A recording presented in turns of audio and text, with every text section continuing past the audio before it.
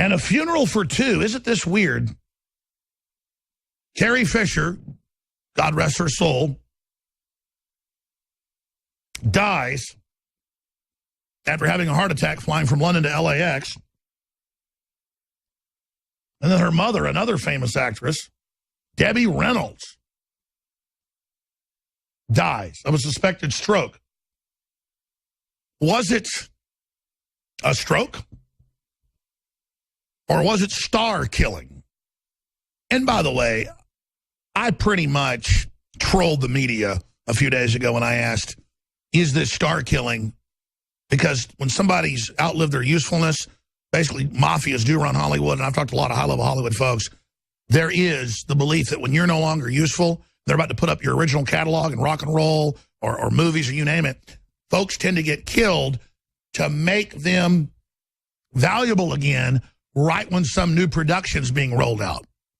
Plus, they can also show you the original Carrie Fisher from the 1977 New Hope. She's back in the new movie via computer, and you can't tell the difference. So you really don't need Carrie Fisher anymore because you've got a digital version of her, and then magically she dies right on time, and then her mommy, who controlled her estate, dies a few days later.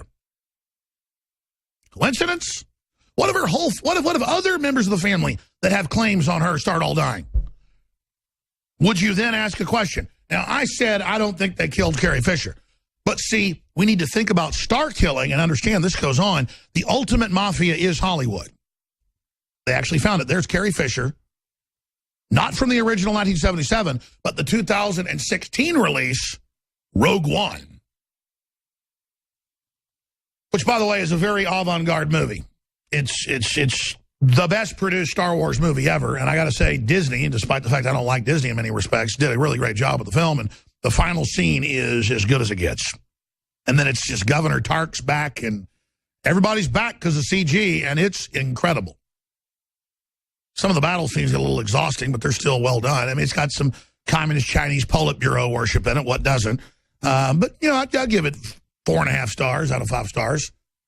Because I guess the bar was so low, the last one was so bad, episode 1 was so horrible. I mean, it's just terrible stuff. So, still impressive. Now, the media will take that out of context and say that I said Carrie Fisher was murdered and so was her mother. I didn't say that. They already got news articles saying I said that from when I said it 2 days ago. That's fine.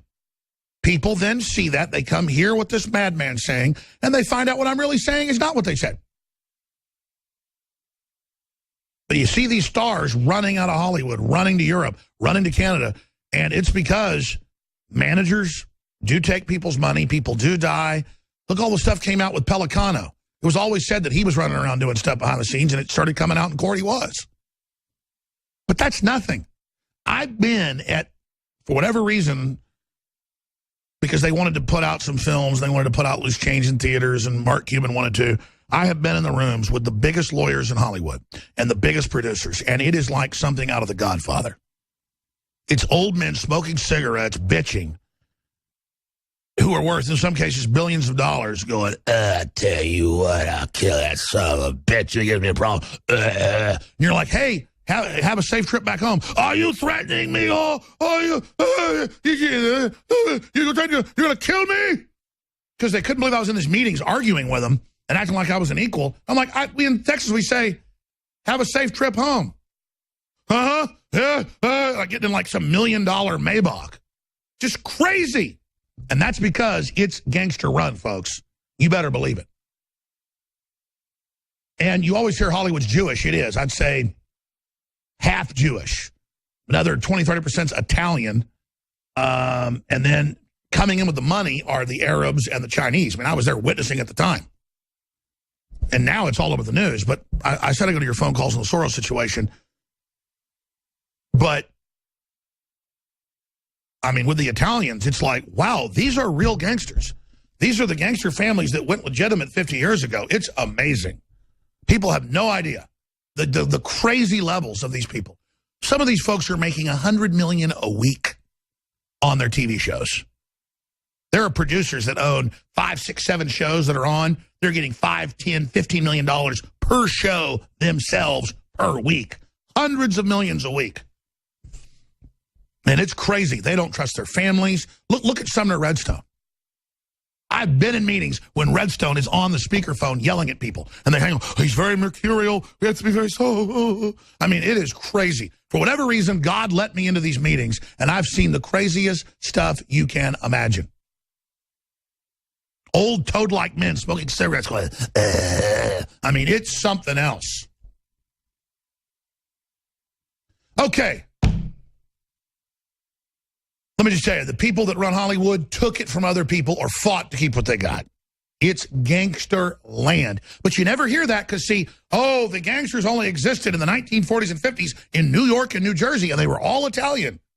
Oh, yeah, right.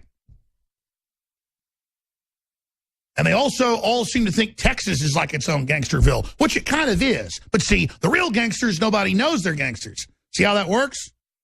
But see, the general public doesn't know how the world works. They believe Hollywood that gives them a fantasy land.